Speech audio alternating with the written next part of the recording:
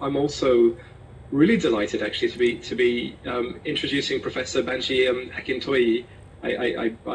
I'm going to unmute him just to make sure that he is actually here. What is so special about the Yoruba World Congress that we're welcoming in today is that in many ways it's a new initiative. There's been a movement for the self-determination of the Yoruba people for many, many years, but just recently this World Congress met and formed around the leadership of Professor Akintoye, and it seeks to represent all of the people of Yoruba with a very diverse membership within the Yoruba people.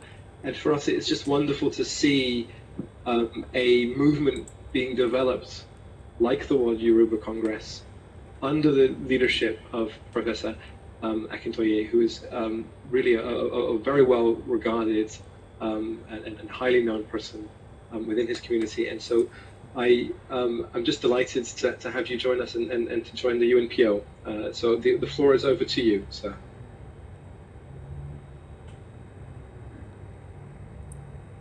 I want to start by thanking UNPO for giving me the opportunity to speak up for the Yoruba nation.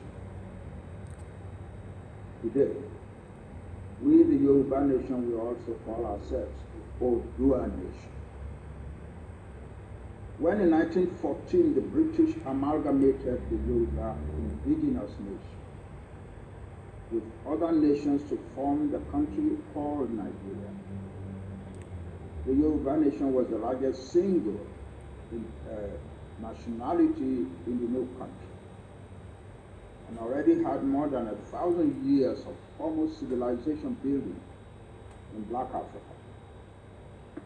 The Yoruba had started to live in towns and cities by the 9th century AD.